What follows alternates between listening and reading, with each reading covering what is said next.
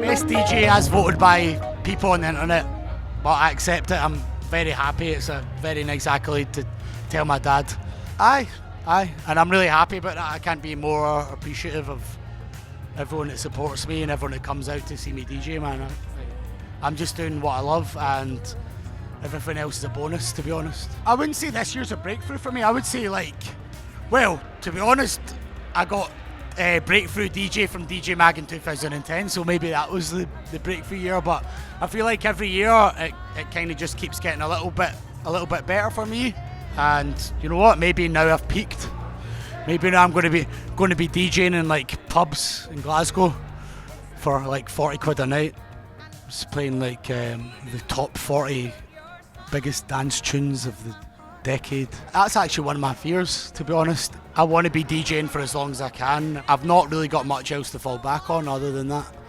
I've obviously got Numbers, a label, and if the whole DJing thing dried up, I could probably go into a job of doing A&R, but that's not really what I want to do. I would like to be DJing till I'm 50, 60 years old, you know, and I know that kind of job has not got like a retirement plan or any backup, but if that's the sacrifices I need to make, then so be it, because this is what I love doing. This is what I eat and breathe, you know what I mean? So I don't really want to do anything else. In terms of what we sign for Numbers, we're never ever trying to keep things current, and you know what? We're never ever purposely trying to look forward or purposely trying to look back.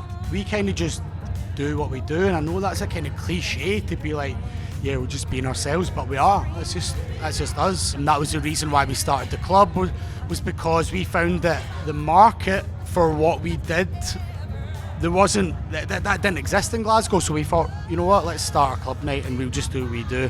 We'll start with freestyle, 80s music, disco, moving into house, moving into like weird warp music and IDM, through to techno, and then like hip hop, even like jiggy hip hop chart stuff, and moving back and just like not really giving a fuck about what we were doing. It was never intentional. It was just, I liked a lot of different types of music, so if I did a mixtape, I would mix them all together. Like I would listen to guys like Diplo when they were like starting out, and he was mixing like favela, like bi-funk stuff from Brazil with like Cashmere Percolator and Rock the Casbah and stuff like that. And even though I was kind of doing that, as soon as I heard his stuff and his mixes, I was like, whoa. The holotronic stuff that he did with Low Budget, I was like, man, this is where it's at. Like Diplo was one of my, like pretty much my main influence back in the day. We actually booked Diplo for one of the early Numbers parties. It was like a Wednesday night, and we had Diplo and Bondi Duro, who were like his prodigy band, who were on Domino at the time, and we booked them for like £250. 250 quid, and I remember being like, it's never going to get better than this. This is the highlight of my career. Like meeting Diplo and booking him for 250 quid. And he was like he was my hero back then, because he was like, you don't need to have boundaries. You can mix good pop music with good dance music. I think he was like one of the main guys who break down those boundaries, other than Twitch from Optimo and Johnny to a certain extent. But at that time I wasn't going to their parties. I only realised that they were doing that afterwards. They were maybe doing it a slightly different way, but for me, when I first started DJing, I was like DJing house and techno, and then I heard Diplo and I was like, he blew it wide open for me. Maybe it does set us apart, but there was people doing that before us, especially in Glasgow. Optimo were doing that before us, but at the time when we started Numbers, the older guys had been going Optimo, and certainly me and Callum Spencer and the younger guys, we'd never been going to parties like that. I can't really think of, and excuse me if I'm being ignorant, but I can't think of many other parties in Glasgow that were doing that. And this is no disrespect to Optimo, but I wasn't going there at that time. Since I did start going to Optimo, I was like, wow, this is amazing, like this is crazy. But they did it a slightly different way to us. You know, they played like new wave and electro clash, a lot of old German stuff, and just the most obscure records, whereas we were a little bit more on the poppy side, and like we were kind of like, we were all white guys, right? But we were like kind of a black music club. Like we played mostly black music. We played like old disco, and we played jiggy hip hop and stuff like that. And at that time, there was no one else doing that other than Optimal. When we started Numbers, I'd never been outside of Glasgow to any party. So I didn't really have any kind of grip on what was going on outside of Glasgow. So we weren't influenced by anything like that. We weren't influenced by London.